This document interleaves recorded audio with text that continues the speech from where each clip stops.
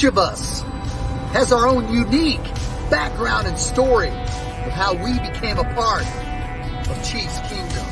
Our reach is far and wide with fans all over the world cheering on our Kansas City Chiefs. Everyone donning the red and gold has figuratively signed that mutual agreement and come together for one common purpose. For 76,000 of us at a time to descend upon Arrowhead, man our stations, let out our loudest battle cry to the tune of 142.2 decibels, and make that stadium rock until our opponents beg for mercy. We are unrelenting in our pride for this city, these players, and this team. This is the show for the allies, Arrowhead Allies.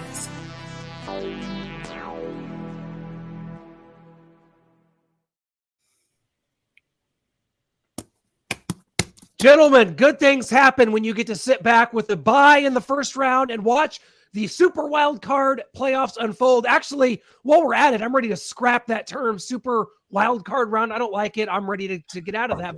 But Brian be shining. Michael Matthew, Shaggy Shane Williams, Noah Groniger, we're all here. And I'll tell you what, Brian, you said it. You were like, hey, when it comes down to it, you're going to be in front of it. You're going to be taking in all the action. And you were right. There was the entertainment value for Super Wildcard Weekend was at about a 7.5, maybe even an 8 this weekend. And the Chiefs, we just got to sit back and watch it. And that's a good thing, right? Yeah, buddy. How about those Giants walking into Minnesota and getting a dub? That was one of my favorite moments of the weekend, man. Golly, the Jaguars game, we got a lot to dive into, fellas. Yes, we do. I'll just say after watching the AFC, I mean, that's who we're watching. I mean, props to that the Vikings game. That was a good game, and the Giants game. I don't know what happened to the Vikings defense, but we'll break that down. It wasn't there. Shaggy, it's never been there the whole season. They got rid of Bashaud Breeland, and it was just off a cliff. But Bashaud Breeland. Specifically watching the AFC playoffs, folks, I am even happier to have that bye. People talk about, man, if you have a bye, do you worry about getting rusty? No, you enjoy that bye because all three of those AFC Championship games were nail biters. All three of those AFC Championship games could have gone either way, and all three of those AFC Championship games made me say, thank God your Kansas City Chiefs have a bye. What do you think, Michael? No, yeah, I just think that I'm happy that the Chiefs were able to kick back. I thought they would get a little healthier than they did, but, McCole Hardman, we're going to talk about everything. But, man, just some really close, intriguing games. The L.A. team disappointed all of L.A. They are the Clippers of the NFL. I'm telling you guys that right now. But it was great. I went 4-2. The Buccaneers disappointed me yesterday. And the Vikings, I can't believe Kirk Cousins did it again, but I should never trust Kirk Cousins. So, but other than that, man, I'm happy. I'm ready. I'm ready for these Chiefs, baby. It wasn't a noon game, Michael. It wasn't noon. True. That's right. Well, I like how we're starting this off making fun of the Chargers, so I just got to go to this real quick. I just got to do it. Watch out for Justin Herbert next year. I'll see it when I believe it. Yeah.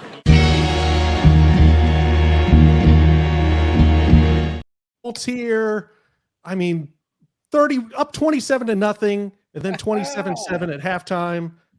And then we have a fan talking about last year we didn't even make the playoffs. This year we did. Next year, the Super Bowl. Okay, have fun with that, guys.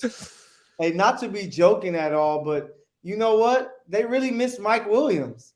Like, they couldn't make any plays down the field, and it just shows you that bonehead mistake by Brandon Staley to play him in the final game of the season that didn't matter, really came back to hurt them. But it wasn't just that.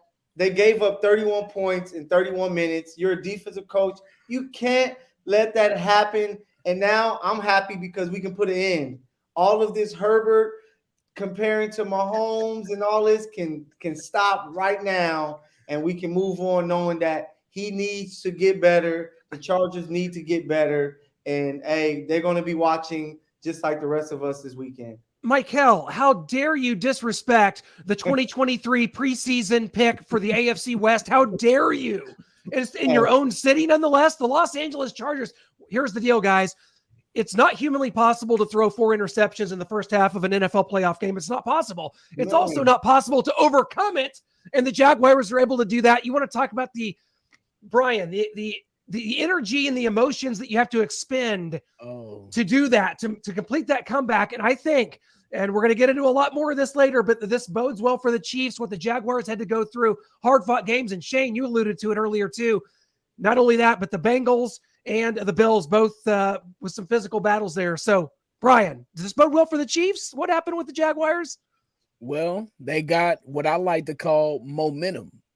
They got a quick score right before the half. And look, you get the ball at the second half, man. That's a quick 14 points right there. Bada bing, bada boom. You're right back in it. And in these playoff games, these guys know that, we win or we lose today and we're done. We're going home.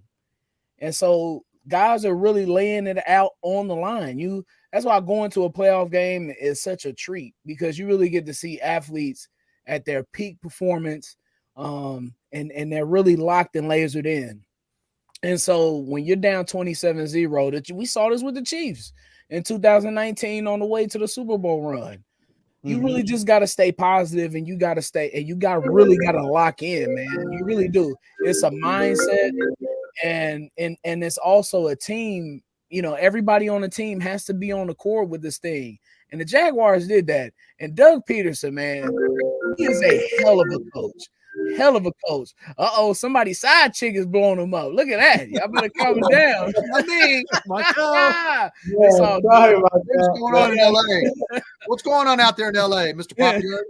Man, that's the Chargers. The Charger fans are like, hey, man, we're coming to get you. If you don't stop talking about my Chargers, move on to Jacksonville. Look, I just want to say I was gleaning with smiles during that last Chargers segment, because I love having the Chargers in the AFC West. I really do. They are the little step brothers. Not step. They're just the little brothers of the Chiefs, to be honest. And this is why I almost hate the Cowboys more than the Chargers, because we know what the Chargers are going to do at the end of the day. In 1994, in the Super Bowl against the Niners, they got smacked around the field the entire game. Deion Sanders was half-assing the game the entire game. Stan Humphries couldn't do anything. Nate Tromines shut down. Jerry Rice, a field day. Steve Young got the monkey off of his back. All right, we seen it with the 14. We seen it with the 14-2 Chargers. We seen it. God bless Marty Schottenheimer. We love you.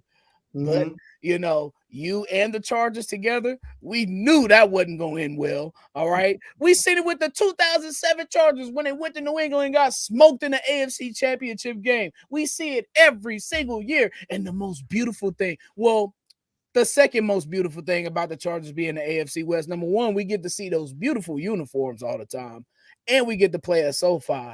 But they kept Brandon Staley for another year. Oh, I am gleeing with joy, because the Chargers ain't going to be nothing again for the 2023 season, and they avoid Sean Payton. Well, yeah, we avoid Sean Payton, at least there, and it sounds like George said McDaniels is staying with the Raiders, and so we'll see what happens with the Broncos head coaching position. But you mentioned Marty Schottenheimer, you mentioned those Niners.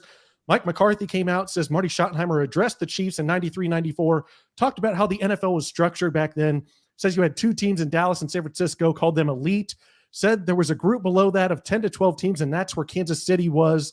What do you make of this? Because we do have the Cowboys 49ers game in the divisional round, and so Mike McCarthy, back an assistant coach back in with Marty and the Chiefs in those days, him coming out and talking about this. Shane, I'm going to go to you as our resident Chiefs historian with this. Wow. You know what? He's not lying. And Mike McCarthy's not lying. That's just the way it was. I mean, we saw Dallas and San Francisco battle it out, from 92, 93, and 94, and 95. Let me see, 95. Green Bay. Yeah. That was when Green Bay and Dallas in the NFC Championship. Yeah, but for the most part, it was all San Francisco and Dallas. You had Deion Sanders playing for both teams. You had Ken Norton Jr. play for both teams. Who was the defensive end? Charles Haley.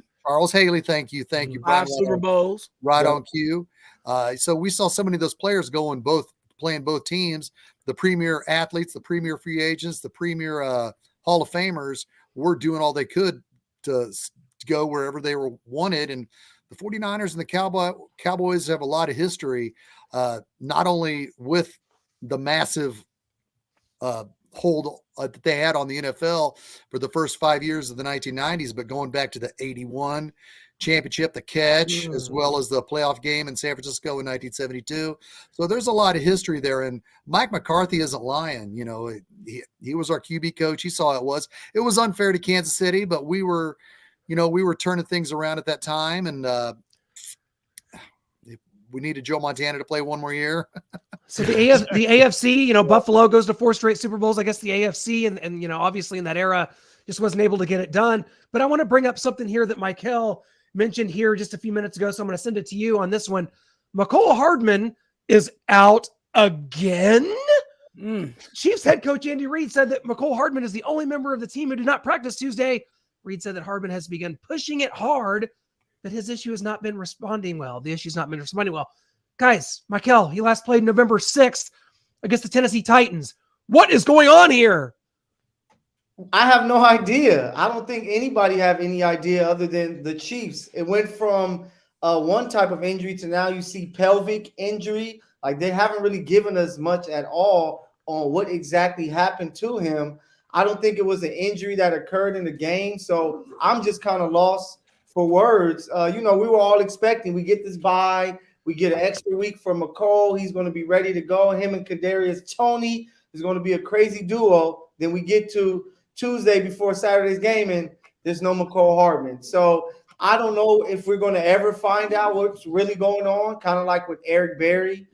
He had his injury. But, man, it's just a big blow with a guy who's going to help so much in the red zone with special teams and being that receiver that Mahomes can trust and that's won a Super Bowl with him before. Well, they brought him off the active roster. So until he's put back on injured reserve, should we be concerned? Because if they want to bring Jody Fortson back off injured reserve, I guess they could put McCole Hardman back on injured reserve. But right now with McCole Hardman on the active roster, something's got to happen with that this week, unless they have their fingers crossed they'll be able to play in the AFC Championship game. What do you say, Brian? I'm just like you all. I'm in the dark as well. I was expecting McCole. Is he pulling a Lamar Jackson? No. Noah, that doesn't I don't think that's far-fetched at all. But then again, you look at it from the other side, like he has a lot to gain from being in the playoffs. Although the Chiefs do have the number one offense, if he shows his ass and scores and he gets 2 jet sweeps for touchdowns against, the Jaguars and a couple in the AFC Championship game, he's finna get paid. He is. More money. But with that being said, man, it's mystifying to me because I watch a lot of Chiefs videos and I watched the Travis Kelce podcast, and that was like podcast when he did with Ryan Clark and those guys. The pivot. Yeah. I think that was around New Year's Day. That was like January 2nd or so. During the game we played against the Broncos, or before we played the Broncos, or after, I don't know, somewhere around that time.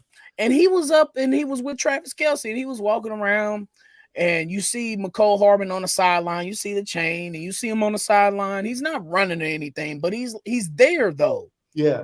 And then you'll see some of the TikTok videos and you'll see some of that, and he's there. And I'm he was on Twitch, and somebody asked if he was going to play, and he's like, "Oh, absolutely." Yeah. And I'm wondering, like, I mean, I don't know, fellas. It's not making sense to me on any level other than him having a legit situation going on with his midsection. Who knows at this point? Yeah. That's a good one. Who knows? I don't know. I don't think anybody knows. Hopefully McCole and the team doctors know, and they're just not letting us know. It's day to day. I'm sure they're going to say day to day, as they did with Eric Berry. We got Sky Moore back, guys, so we're going to be all right. Anyway, we've got some playoff wins here that we're going to look at for these quarterbacks. Mahomes leads the group with 8, and there's just not a lot going here. I mean, Mahomes is only 27 years old, is kind of leading this group, and the veteran of the group with the experience and the wins and just look at this, guys. I mean, just Josh Allen 4, Joe Burrow 4, Dak 2, Jalen Hurts 0 because he had that bye, hasn't been in the playoffs till now. So what do we think of this? Just the matchups and that Mahomes leads this group and the experience at only 27 years old. I think it's funny that Daniel Jones has more playoff wins than Justin Herbert. Crazy. Probably end their careers that way too. No, but I think, I think every besides the Chiefs Jaguars, they got it right by putting us as the first game because we are definitely the less intriguing of all of these matchups. Bills Bengals speaks for itself. Niners Cowboys speaks for itself. That Sunday slate is a monster. I can't wait for that. But the Giants Eagles intrigue me a lot because I think the Giants, they got it going on that defensive line. Thibodeau, he is getting after it. And Dexter Lawrence. And Dexter Lawrence, he made a big play, as you stated, Michael, in that game against the Vikings. And you look at the Eagles. Lane Johnson is out. Jalen Hurts is banged up. It was a report this past week saying that he knows that he's going to have to play with some pain going into the divisional matchup series or divisional matchup. And so I don't know, man. Defense wins championships, and the Giants have been shown to, when it counts, they can squeeze it. They can squeeze you. Yeah. And I'm not sure if Jalen Hurts not being 100% with his shoulder is the right thing for that Eagles offense at this point. I think the Giants can go to the link, and this is another game 3. Yeah. It's another game 3. I'm excited for that one. This game reminds me of the year Lamar Jackson won MVP and the Ravens were the number 1 seed. Titans came into Baltimore with a running quarterback and, a really good running back and got the dub. And, I talk about it all the time. It's so hard to beat a team 3 times in a season. That's what the Eagles are going to have to try to do. But I'm really excited about Sunday morning because I believe the Chiefs are going to take care of business against Jacksonville. But I think that Cincinnati can go into Buffalo and take care of business. To me, they would have won the game on that Monday night if it would have played out to where they would have had the home game. But with now them going to Buffalo, Joe Burrow said we went to Arrowhead and won a game that we shouldn't have won in the AFC Championship last year. Why can't we go to Buffalo where Josh Allen isn't coming in playing his best football and pick up a victory? So that game is going to be very intriguing to me because there's a lot of people that's going to be buying tickets to go and watch the Chiefs in Atlanta, but I don't think they're going to be playing in Atlanta next week. They're going to be at Arrowhead because Cincinnati is going to go up there and take care of business, and that's my upset special for the weekend, baby. Only 4 playoff wins for Mr. January. Josh Allen? Did I see that right? 4-3 in the playoffs. Surely he's been to some Super Bowls and won an MVP. I mean, he's Mr. January. Now what? Right? What are we doing here? He's a champion. He's a legend. It's a team of fate. It's a team of destiny. Dude, I'm out on Romo. I don't want no Mo or Romo. He loves all the quarterbacks, man. He loves up Patrick. He loves up Tom Brady. Chris Sims does the same thing. Tony Romo is a quarterback guy. He loves all of these guys. Very rarely is he like extremely critical of the quarterback. But there's only one Mr. January. There's only one. Yeah. Joe Burrow. Well, I think you have to look at. I like Tony Romo, and I like what he has to say most of the time. But that did catch me off guard because, like I said, he's witty. He's on top of it. He knows his football, and he knows what he sees being a former quarterback. But just to throw out, that's why they call him Mr. January. It caught me way off guard because you can't be Mr. January. I mean, I know I even tweeted that, which I got a bunch of people commenting back saying, well, the Super Bowl's in February, so he can be Mr. January. Ha ha. That's funny too, but come on, Romo, you got to do better than that. Yeah, lazy. I don't know about Romo. I miss Joe Theismann, Dan Deerdorf, Paul McGuire. Well, you stuck in the 90s, boy. Look at you. I am stuck in the 90s. Look, those are some great teams. But Deerdorf, great guy. He was great on Monday Night Football and on CBS. Look, Gus Johnson is the man for me. Oh, he is the best. I wish he was in the NFL. Yeah, right. I'm so bummed he went to college. Yeah. I miss him and Kesco, or who was the Saints or the Bill safety he was with? Solomon Wilcox. Steve Tasker. Yeah, Steve Tasker. Tasker. Yeah. Okay. Mhm. I didn't know it was. Yeah, it was Did the Tasker. Chiefs- It was Gus Did Johnson. we get Al Michaels? We were good. Are we going to get Al Michaels Saturday morning? No, we got Tarico and Collinsworth. Good. What? Come on, Michael. Come on, don't do that. Don't do that. Collinsworth, to me, Collinsworth is the best in the business at his position because I just feel like I learn something every time I watch a Collinsworth game. Like most people, they're stuck with the Chiefs goggles on and they can't take a little criticism. And to me, Collinsworth, he's definitely softened up since inside the NFL era Chris Collinsworth or the Fox era Chris Collinsworth. Come on now. He's softened up because he was a jerk back then. He was. Wow, I'm just excited for this weekend. I think the divisional round is the best football that you're going to get from these teams, and you get that the classic matchup with the Cowboys Niners is going to be real fun. Can Dak do it again?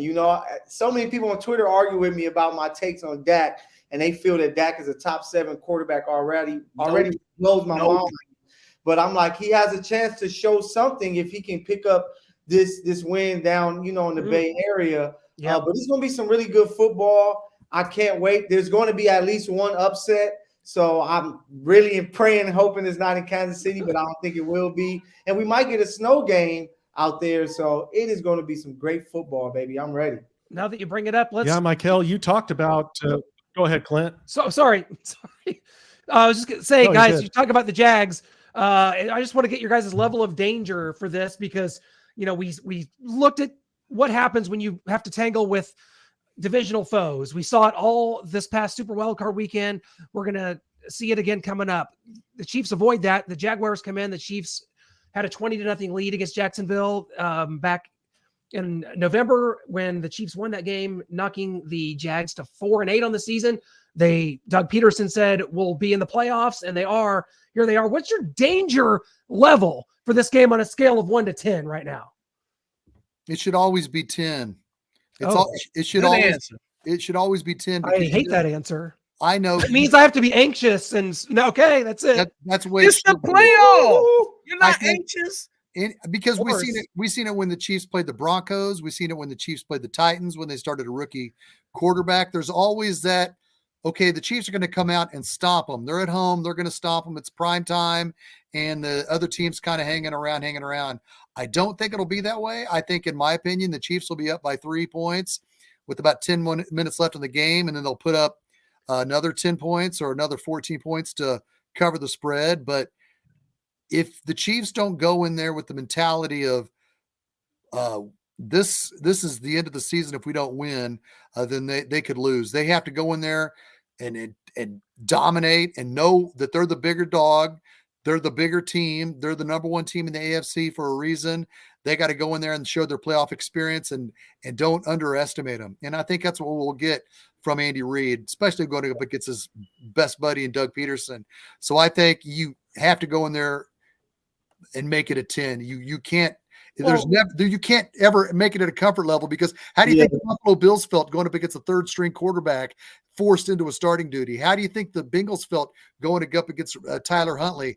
Those games on paper should have been blowouts, but they were games. But do I think Buffalo Bills or the Bengals underestimated them? No, but I just think the Miami Dolphins and the Baltimore Ravens said, we're not going to go away. The Chiefs have to show that they're the big dog consistently on as many downs as they can and take care. What do you think, Michael?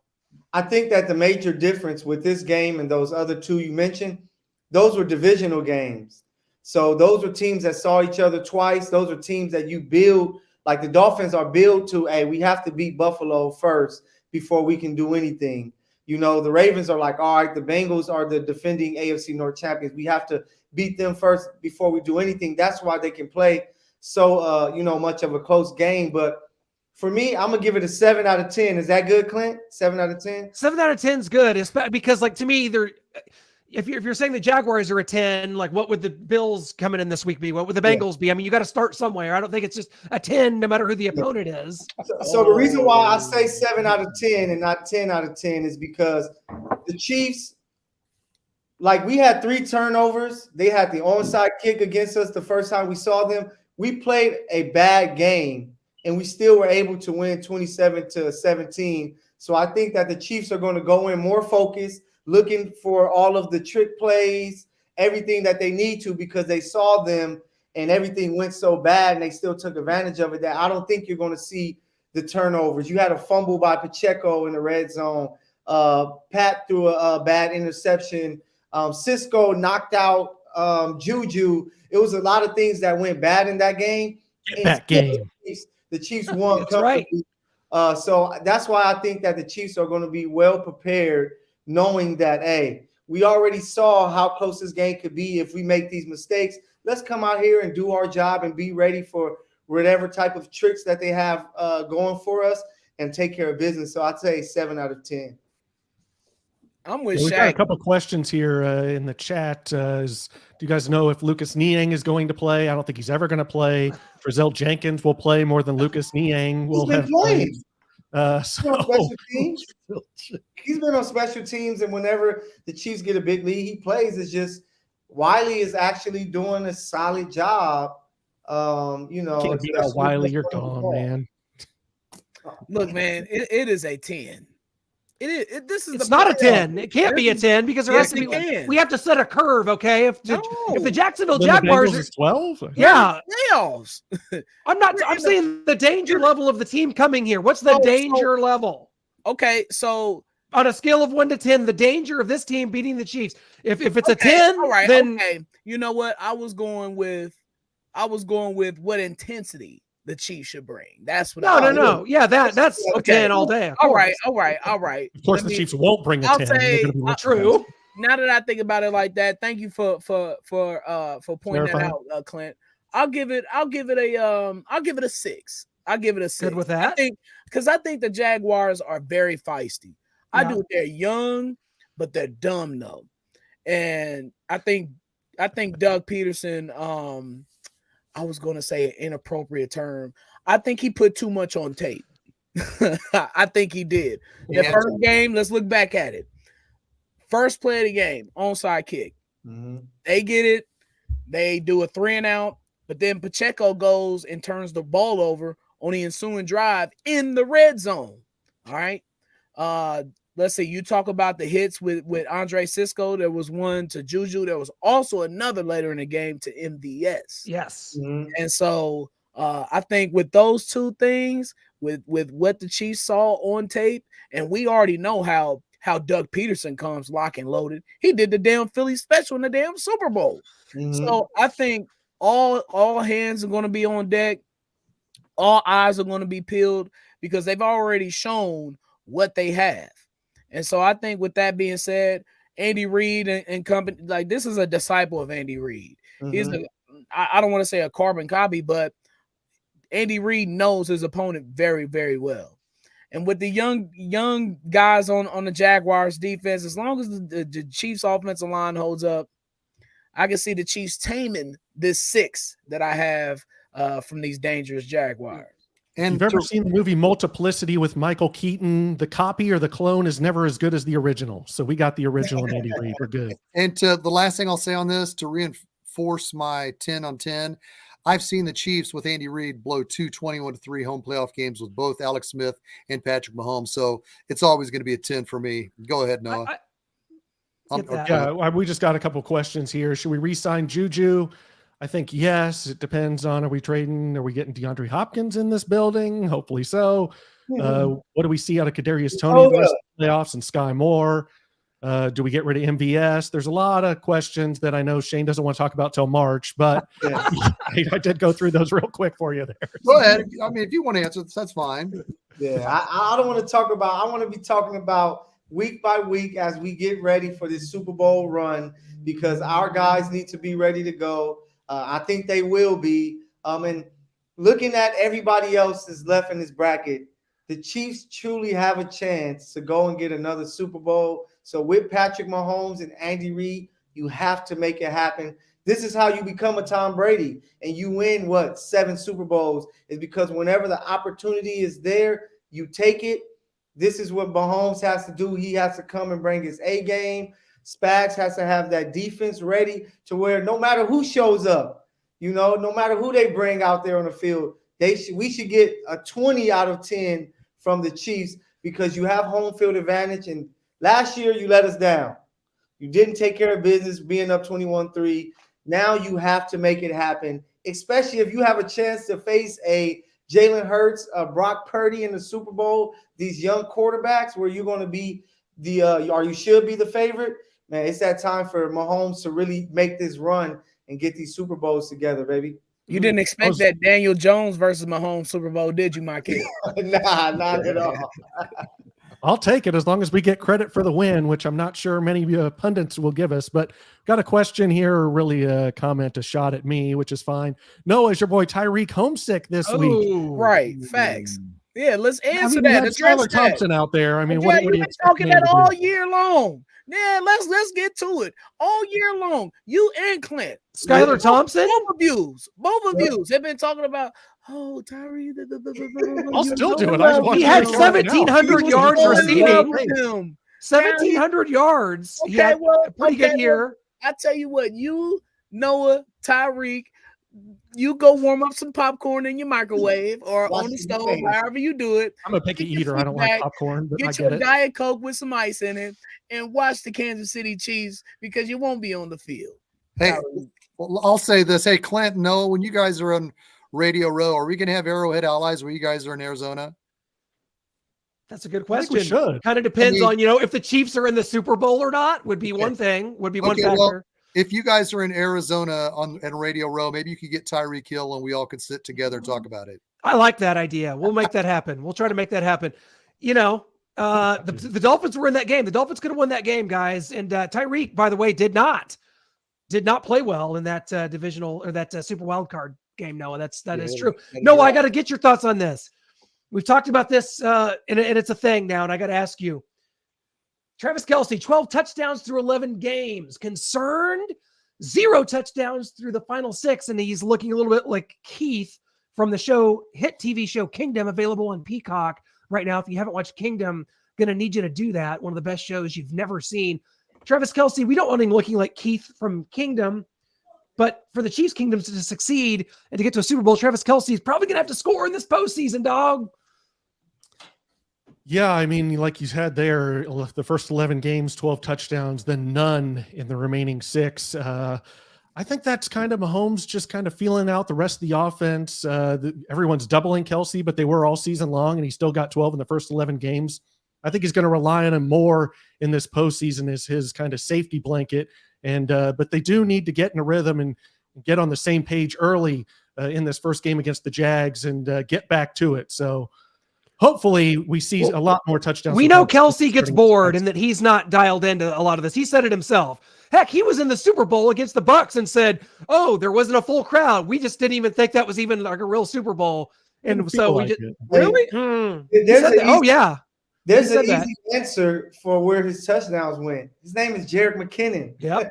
9 touchdowns. I was just going to say that. I would love to see McKinnon's touchdown total during that. 9. The answer is 9. So that's why a lot of teams were focusing in on Trav to where McKinnon was getting open. And, Patrick Mahomes is Magic Johnson. He's not just going to feed the ball to Kareem Abdul-Jabbar. He's going to give it to James Worthy. He's going to give it to Michael Coop, whoever's open. And it's been McKinnon because everybody's trying to take away Trav. They're trying to take away Juju. So it's going to be somebody else that may step up. This might be the postseason of Kadarius Toney, where he makes a lot of big plays. And with no McCole, he's going to get the jet sweeps and the reverse plays to where we can look back and be like, this was the moment in postseason where Kadarius Toney's star really took off. So that's one of the guys that I'm looking at, because if you don't take away Travis Kelce, if you're Jacksonville, you're done. Like, he's going to dominate you. He's going to have 8 catches, 130 yards, maybe a couple touchdowns. They have to stop him first. If not, it's the biggest mistake that you make. So, I can't wait to see who's going to step up. Much to my chagrin, there's a lot of McCole Hardman talk here in the comments, and they're going back and forth saying he's done for the year. He's not coming back. Is he going to? Questions. Who said he was done for the year? All I saw is he just wasn't going to practice today. Sore pelvis, stomach region, abdomen, whatever it is. Yes, he could come back. He's just didn't practice today. He could even play in this Jaguars game if he gets better. He just felt like he had a little bit of a setback, and so they're not going to push it. They're going to take their foot off the pedal with McCall in practice this week and maybe see how he does next week. So he's not definitely done for the postseason. We'll see how he does. But like I said, much to my chagrin, having to talk about that again. Shane, did you have something on Kelce there? Yeah, I have something I want to say on Travis Kelce, but could you guys say happy birthday to Tony James, one of my followers? Just happy birthday, Tony. Happy birthday, Tony. Tony Happy James, birthday. Tony, happy birthday, my friend. to Enjoy you. your Arrowhead Happy hours. birthday to Dude, you. if the Chiefs are coming up a loss, we're not saying happy birthday to nobody. I'll tell you No that. one. We're in a good spot for that, Tony. My concern with Kelce, the only concern I have was when he comes to the sidelines and plays where he's not in, where they put in Noah Gray or Blake Bell, he comes off the field looking like I come out of the factory after working 12 hours. He looks tired. He looks like, man, I'm going to go to – he walks to the sideline like I walk to my car after working 12-hour shift. He looks tired. That's the only concern I have. I'm like, man, I hope Kelce's okay. But then he'll come back in and make a touchdown. Is it just me? Have you noticed that, Brian? Is on the optics of Kelce when he's coming off the field? Have you noticed that? I haven't really been paying attention to that like how you have, Shane. I think I've just been seeing that McKinnon has been filling the spot as far as the void with touchdowns. Michael hit it on the head. And that's the story of Patrick Mahomes this year. And that's why he's the MVP. Is because everybody is eating. He's distributing the ball. You take away player A. All right, well, player D is going to eat. You take away him. Okay, well, player C is going to eat. And I think that the lack of touchdowns with Kelce coming down towards the end of the season, perhaps he is. I mean, he's 33, man, and he's had another exceptional season. This might have been one of his best ones. This is like top 2 or 3 seasons for him. Mm-hmm. You know, he had a 4 touchdown performance against the Raiders this year. And so I think that is just a product of this offense this year. Him not having touchdowns, but somebody else filling that void. Yeah, absolutely. And I mean, we've got several things here. We got Jags burning Mahomes jerseys. Jags fans. Oh, that's burning. cute. Yeah, let's go Jags, ready for Mahomes to go up in flames. I think Mahomes much is going was to go that? scorched I don't earth know. on him. How about them flames? I have a question for the Jacksonville fans. Why would you poke the polar bear? You know, it's Let the end them. of hibernation, and the polar bear is about to wake up. So you're just going to go poke him and give him something else to, you know, he has that Jordan-like, mind where the Bears, they didn't draft him, so he counted out. This is how many people passed me up. Now he probably saw this and said, oh, this is what y'all want to do with my last name on the back of that jersey. And he's going to probably do something to let them know, like, you know, I noticed that. So I don't get why you would do that. Like, he's like Jordan and Kobe. When you play against him, you don't say nothing. You don't want to rile them up. You just you give them a pat on the back and tell them they're great and all this, because any little thing to add to their flame, you will be burnt. So once it happens, I don't know. Jacksonville, you blame the fans, Trevor Lawrence, if you guys lose 48-10. Is this even real? I've never met a Jaguars fan in real life ever. Is this even real? Oh, I have. Right. I've never had the pleasure. Yeah, they're fun. Fans, Yeah. Mark Brunell and Fred Taylor Day. Lil Duval, you know. Yeah. Yeah. Lil Duval. Got the Minister of Defense here. I don't know. The new Minister of Defense was Reggie White. It still is Reggie White. But Frank Clark needs just one more sack to tie Reggie White, 12 for the 4th most in NFL postseason history. Just one more sack for the Shark. And the Chiefs did get 5 sacks against the Jaguars back there in November. So, Well, does he have a groin? He was limited today in snaps, right? yep.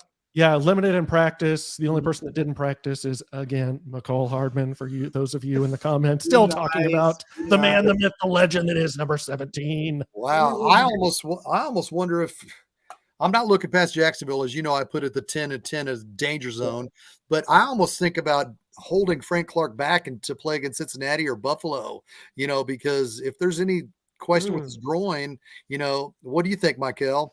If he's not fully ready, yeah. I think that you should be able to. I know he had a safety. I think he ended up with a sack and a half that game versus Jacksonville. So he would be missed. But I think that they should be able to take care of business with Karlaftis, who finished the season so well. Carlos Dunlap, there.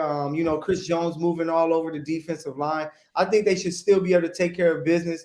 But I think it's just kind of a vet thing. They're like, hey, we're not going to have you rush it. Just be ready for game time so that you can give us some snaps and go and get after, Trevor Lawrence. But I think Shark is going to be okay. Yeah, give Mike Dana more playing time. Yeah. Because man's been looking good. Right. Yeah. Like he had two sacks last game. Towards the end of the season when he's came back, he's really made an impact. The Chiefs defensive line has really balled out and locked in the past 6-7 weeks, I want to say. So, and that's the key to these playoff games, man. You got to put pressure on these quarterbacks. Mm-hmm. That's how the Cowboys spanked the Buccaneers yesterday. Is because they applied pressure. It changes things. It changes how a quarterback throws the ball. It changes the play calls. It changes the strategy for the offense in terms of the balance. You saw the Buccaneers threw the ball 60 plus times yesterday. Mm-hmm. Are we serious? That's because the Cowboys got in their ass early and they had no choice but to pass the ball because they're already a terrible running team. And then when you're down 2 or 3 scores, Cowboys didn't do nothing but pin their ears back and play coverage the rest of the night. Well, Tom Brady's putting the ball in the dirt. He's feeling the rush. He's not wanting to take a hit. He can't do what these other quarterbacks can do, escape the pocket and make something happen. I think that's going to be a detriment to whomever has Tom Brady next year, which I think you'll smoothly transition to that. Tom Brady needs to let it go. Oh, okay. We can go to our another thing that Shane's going to love here and really want to hold off till March, but I have a graphic, so we have to go to it. Those are the rules, Shane. The quarterbacks that I think their landing spots next year, 2023, since everybody's kind of wondering where Tom Brady's going to land. You don't see him on this graphic because I think he stays with the Bucs. I think Sean Payton and Vic Fangio go to Tampa Bay. Sean Payton gets to take on the Saints twice a year, but I've got Bryce Young going to the Texans, CJ Stroud from Ohio State going to the Colts, Lamar Jackson in the ATL. Yeah. And the Raiders do get a former Patriots quarterback, but it's Jimmy Garoppolo going to Josh McDaniels and the Raiders.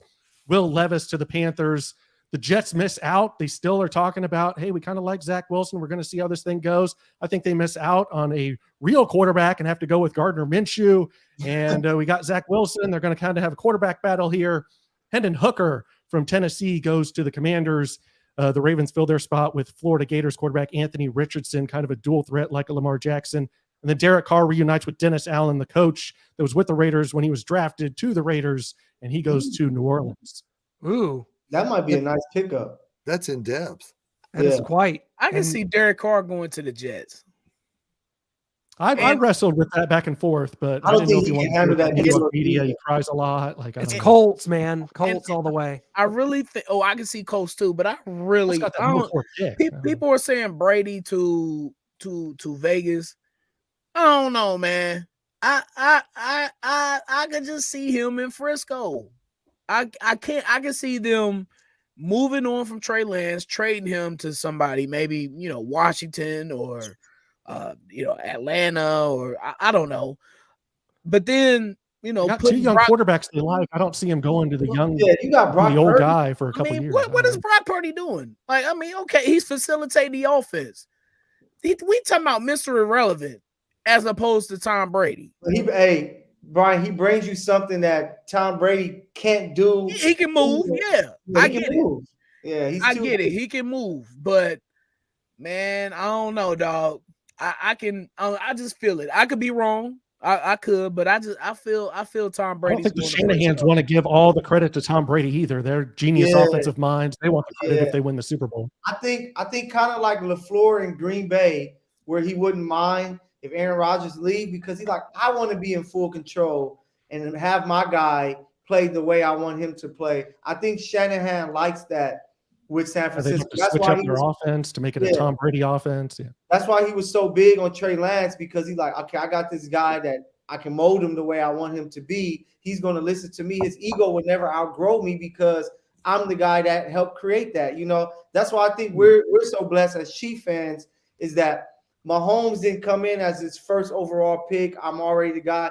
He came under the tutelage of Andy Reid, and he could never say I'm bigger than Andy Reid. I want to do what I want to do because it's like Andy Reid helped you get there. where like LaFleur with Green Bay, Aaron Rodgers, like I already won MVPs in the Super Bowl before you. What can you really tell me? If Brady go to San Francisco, like, are you serious, Shanahan? Like my 7 rings versus your 28-3? Like, come on, man. So I think Shanahan wants to stay far away from Tom Brady, especially since he's going to be like, what, 70 years old next year?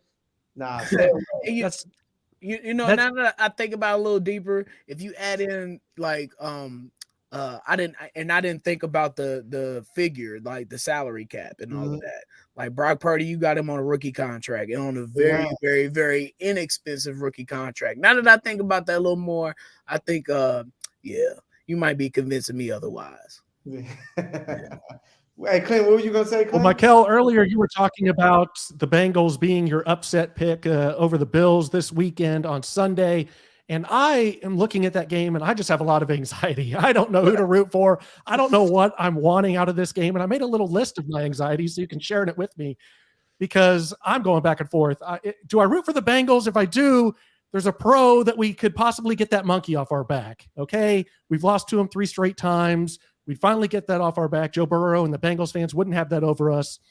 And then if the Bengals win another pro, is that the AFC Championship game would be at Arrowhead at home. The con is one is if we do lose, it would be a nightmare of epic proportions, which I may never recover from. Losing 4 in a row again in the AFC Championship game to Joe Burrow. Just anoint him. He's Mr. January and Mr. February. He's everything. Tony Romo, just go at it.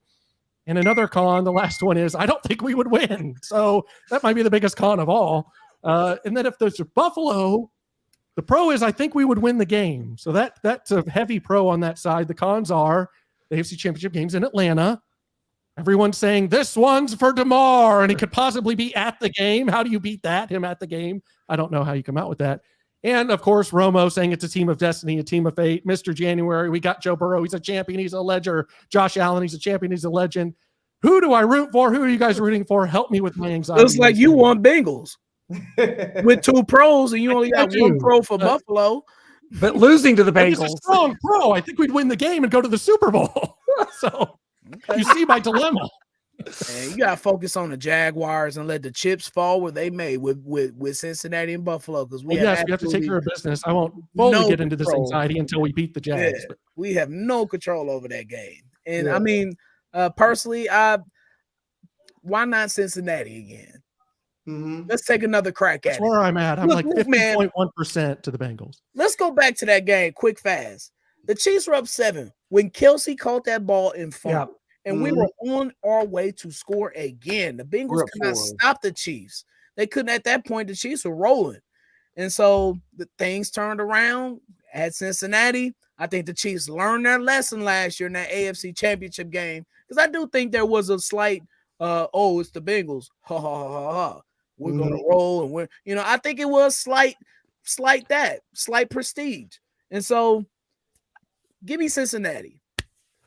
Plus, I've noticed that every other team in the NFL actually gets to Joe Burrow and hits him and puts him on the ground. I've seen the Bengals, since they beat the Chiefs, they haven't lost, but they've had some real strange moments. You think about the second half against the New England Patriots. Look at this, the kind of 2 real muddy games against the Baltimore Ravens here. Like, it seems to me like no one else but the Chiefs has sort of this mindset. I mean, the Browns beat the Bengals earlier this season. The Bengals finally beat them in the rematch, beating the Browns for the first time in Joe Burrow's career. So the whole left side of their line, the left tackle and the left guard is out this week. They're both and it wouldn't even be a Mahomes game. It would be a Chris Jones game. If Chris Jones sacks Burrow that one Chiefs time, can't sack him. They never do.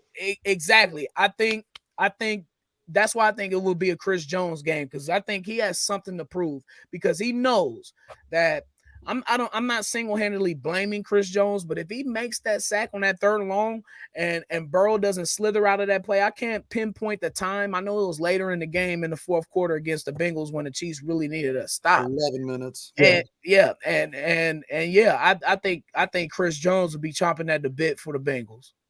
And I just think that the Chiefs' hunger to beat the Bengals.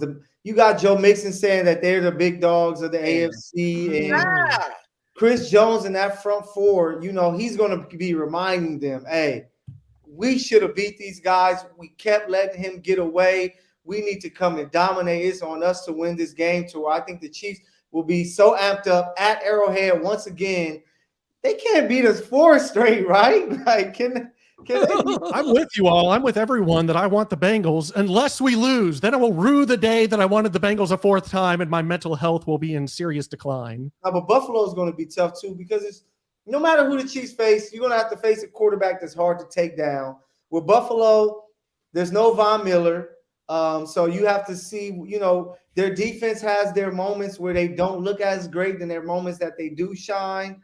But you always prefer to have that home cooking where you can wake up in your bed and go over to the arena because Atlanta's a bunch of distractions. So that's the only reason why I'm nervous about that matchup because those guys are going to be in Atlanta. We don't know what Travis Kelce is going to do the night before. So, yeah. Hanging with Future in there, man. Magic City. Let's go. Yeah. Well, since I predicted going back to the spring, I was on the Pat Mahomes, Big Mahomes show, Pat Mahomes Sr. He said, who's your prediction for the AFC Championship game? I said, Chiefs at Buffalo at Rich Stadium. Well, obviously, since that can't happen, I've got to stick with my prediction of Chiefs at Buffalo in Bad Street, Atlanta, GA. Dude, fabulous Freebirds, dog. Yes. So, Michael P.S. Hayes, Jimmy Jam Garvin. Terry Bam Bam Gordy. Yeah, that was the old Dallas days. Yes. So I'm going to go with that. I'm still going to stay with the Chiefs and the Bills. What do you think, Noah? I mean, I think the Bills are going to win, but like everybody said, I really want the Bengals. That even knowing that my mental health could suffer if we do lose that game, I want the chance to get that monkey off my back so bad that I'm willing to take the chance on that and shut everybody up, the media up about this Joe Burrow thing or trying to anoint or saying somebody's better than Mahomes when they don't have the MVPs, they don't have the Super Bowls, but they want so desperately for someone to come and take that mantle from Mahomes. And I want them to just shove it down their throats. No, we finally get over the Bengals hump. You can't talk about that anymore. We're back in the Super Bowl and you're just going to have to learn to love it. Hey, bring the cigars too if we get that matchup. Chiefs take care of it. You got to smoke the cigars in the locker room just to, a little payback. But Michael, you cannot be in the air during this one. If this is how it goes down, you cannot be flying. You cannot be in the air. No way. No, there's no way that's going to happen. I have to watch. I can't believe that. Like getting on that flight, like 21-3, we about to take care of business and getting off, and we're going into overtime. I was shook. I would never have. I don't know. I can't even imagine what would have happened to me at that point. But I had some work. You have to get on the plane. I'm like, I'm not getting on that plane. You can't make me. Did I ever tell you all my AFC Championship game story? You were there, right? Hold on. I want to hear that. I want to hear both stories. Brian, I want to hear yours, but I want to go back to Mikhail. What was going on? The Chiefs were up 21-3, and you got on a plane? Yeah. So I was in Dallas, meeting with a company out there, a media network. So I'm watching the game, at the airport, and the Chiefs are whooping ass, and I'm like, oh, we're about to go back to the Super Bowl. I'm sending off all my texts like, hey. We're about to go back to the Super Bowl and bring this title home. They're going to be playing in LA. It's going to be crazy. And I got on the plane. You have no service. So my service was really bad. Once I got off in LAX, I looked at it and it was like overtime. I'm like, what? Yeah, I couldn't believe it. Wow. Go ahead, Brian. And Brian, you were there, correct? Yeah, I was there. And, my wife is from Cincinnati. So I actually bet a guy in front of me, spotted him 9 points. All right. Undisclosed amount of whatever. Jelly beans. Yeah. So 200 jelly beans, right? I bet him that. Spotted him 9 points too. And Chiefs are up 21-3. And I'm basking in the ambience of the glow of Arrowhead. All of a sudden, that damn 4th down play at halftime. And I swear to you, I'm telling you, I'm not lying when I say this, and anybody who was there can witness this. It was a ghost town after Tyreek Hill didn't get that. It's like was this a Bengals fan you were betting or what? Yeah, he was a Bengals fan. I was surrounded by Bengals. I was like, surely another Chiefs fan didn't bet you that we would lose. No. And so, man, Samaje Perine gets that touchdown. And it's Patrick couldn't do anything. He couldn't do anything, you know. Well, And so it was a rough. It was Mm. the roughest part of that was climbing up the steps to walk out of the stadium. And these Bengals fans, they are, and there's nothing you can say about it because they're celebrating, you know, they're doing this, they're doing that, and you know, they on their phones, you know, you got the Bengals in the middle. I have to sit here through this, by the way. The Bengals in the middle of the field doing, you know, taking the Lamar Hunt trophy, and because my wife, she needs to witness this. This is her team that she loved growing up. And so I have to sit here and go through all of this and witness them getting our owner's trophy on our field while these Bengals fans sit here and celebrate. And that was tough, bro. Though that walk to the car, tough. Man. Nothing you can do about it, too. Mm-hmm. You know, last thing I want to say about this game, thank you both, Michael and Brian, for breaking down your heartbreak and frustration. Thank you. I have, like I said before, I think we've talked about this before. After the Chiefs lose a playoff game, do you go back and watch it? I have never gone back and watched the AFC Championship game again, but I went back and watched Kurt Warner's breakdown of the All-22, and I'm going to segue into this when we do our prediction for the Jacksonville, but I want to bring it up now. Kurt Warner, when you look at the All-22, if you guys could look it up on YouTube, of the AFC Championship game, Patrick Mahomes never found a comfort zone, even on the touchdown passes that he threw in the first half. He was scrambling around with Kelce. Yeah, he had Byron Pringle open coming across the middle, but Patrick Mahomes rolled all the way out of his right, made a hell of a play, threw it to a Tyreek Hill in the corner of the end zone and made a great catch. Yep. But he was showing tendencies right there. In the time where he did the 360, ran out of the pocket and threw a touchdown pass to Kelce, that wasn't right. And on the touchdown pass that he threw to McCole Hardman that put up 21-3, he said, I mean, the way Kurt Warner breaks it down is, you know, it's a Hall of Famer, it's a pro. He was showing these tendencies that were just off. And then when it was come time in the second half, Patrick Mahomes was still trying to do that, and it didn't work.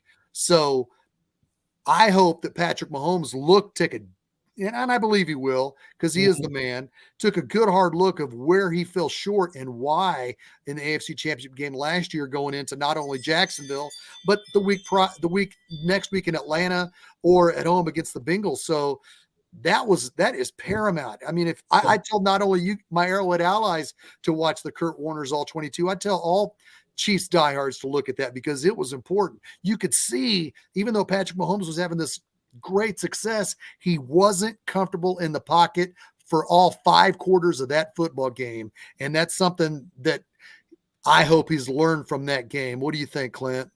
Yeah, well, I think that even though in a loss, the rematch here this year, the third game, I'd like to call it a rubber match, but we haven't won one yet, so I don't know what you call the third meeting. I do think that he's grown and matured. We saw it last year. We did see Mahomes struggle with the 2 high safeties, the look that team after team kept giving Patrick Mahomes. He struggled to sort of learn that role. And I think that as the year went on, the Chiefs reeled off 9 straight wins.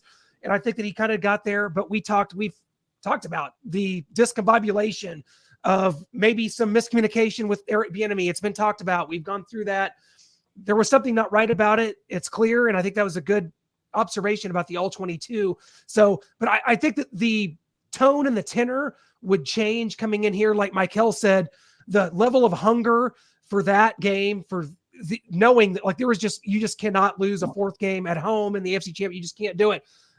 It's going to be interesting, guys. Like Noah said, we're going to have to wait. We have to see how this plays out because we have a game in front of us. So I do want to segue to our predictions for the Jacksonville Jaguars. And I'll tell you what, we saw Trevor Lawrence overcome throwing 4 first-half interceptions, which is just unfathomable. But I'll tell you what, Trevor Lawrence and the Jacksonville Jaguars, I'll kiss your boots if you can do it. But to be the man, you got to beat the man, and you're going to have to walk that aisle to Arrowhead Stadium in front of 76,000. And that's our energy, brother. That's our power, and that's our strength. And the Chiefs win the game 27-17. Same score as last time. Let's just go with that. Okay. If you guys remember, I hate to bring this up, but if we remember the year, the Colts came back against us. Yes, with Andrew Luck. No, I forgot about that. And then they end up facing off against the Patriots, and the Patriots smacked them. Full bottle of Garrett Blunt up the middle. Yeah, so I think that it's going to be the same situation. They had this great comeback, this feel-good thing. They're going to come to the Chiefs, who are going to be ready to go, ready to roll, and the Chiefs are going to take care of business. I have it 34-20. I think the Chiefs are going to be in control from the jump. We won't see too much of a scare, maybe a little scare early, but then second quarter on, the Chiefs just dominate 34-20 Kansas City, baby. Great, Mikkel. I'm going to echo that sentiment that you just said. I'm going to go back to my wife. You know, I told you my wife was a diehard Buccaneer fan. She moved from Tampa Bay when she was 12. The year the Tampa Bay Buccaneers went to the Super Bowl, they had the San Francisco 49ers come to town, and they were losing 36-14 to the New York Giants against Kerry Collins, against Jim Fossil.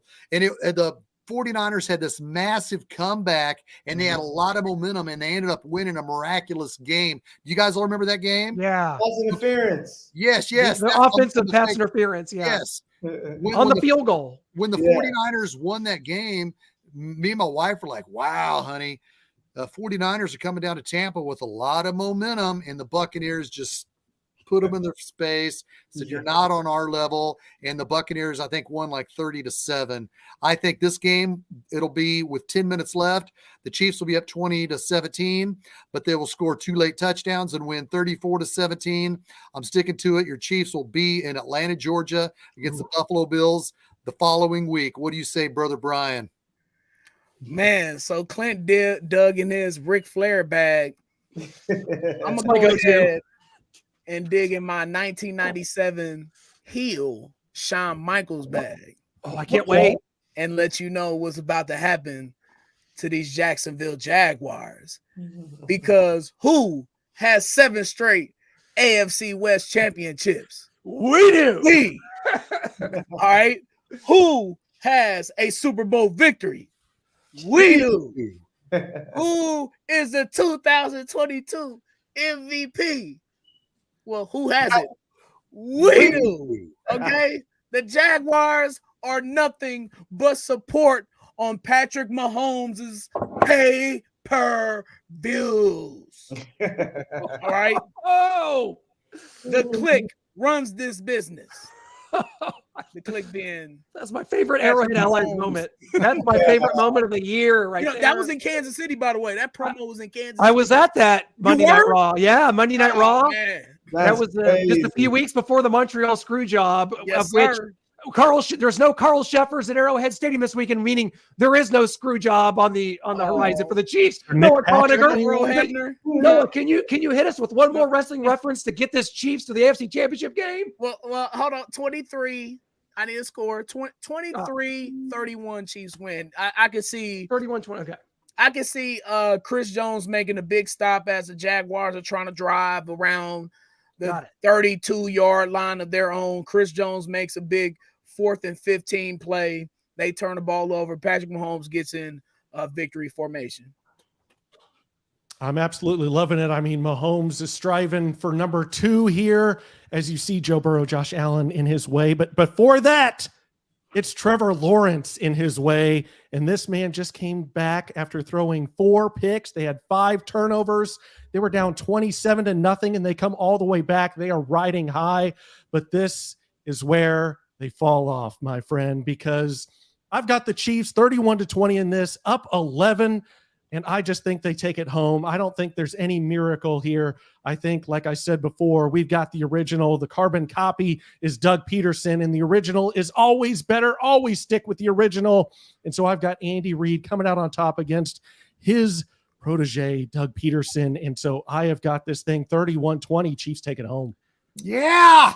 Just don't turn the ball over. Chiefs will be fine. Just don't turn the ball over. Don't turn the ball over. And I don't think they will, because they turned the ball over a few times the first matchup. So I think the Jaguars were +3 and the Chiefs led 20-0. Yeah. And they had the onside kick to start the game. Yes.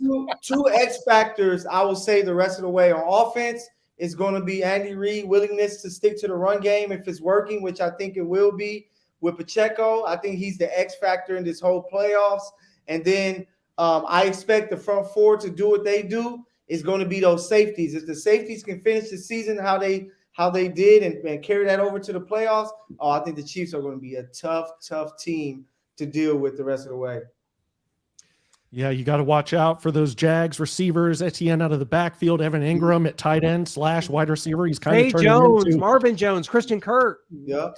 Yep. A good one. Evan Ingram's turning into a poor man's Travis Kelce I'm out happy here. we played them before because it won't be anything new. We've seen them Right. before, so we know what to expect. So I'm happy that it's not a matchup that we haven't seen.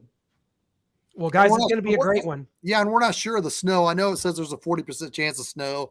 The game's at 3:30. We're not sure what kind of snowstorm it'll be, or storm, or flurries, or anything. So, and that could change. So we don't know if it's going to be a snow game, but it's going to be considerably colder. I think it was 60 degrees when we played them here, but I don't think weather will be a factor. That's just my opinion. We'll see what the meteorologists say at the end of the week. What do you think, Clint? Let's welcome Andre Cisco and the Jacksonville Jaguars to Arrowhead Stadium once again in style, because it is the greatest stadium in the National Football League. Kevin Harlan was right back in 1993 when he was still the voice of the Chiefs. Still my favorite voice of the Chiefs, by the way. Sorry, Mitch Holtis. Guys, this weekend, dial it up. It's playoff time. The divisional round here. The playoffs are they hit different for the Arrowhead Allies too, guys. Thanks so much for joining us every week. This has been a great one. Thanks for the comments. Thanks for the interaction. Let's get it, guys. This weekend. Chiefs! Go Chiefs!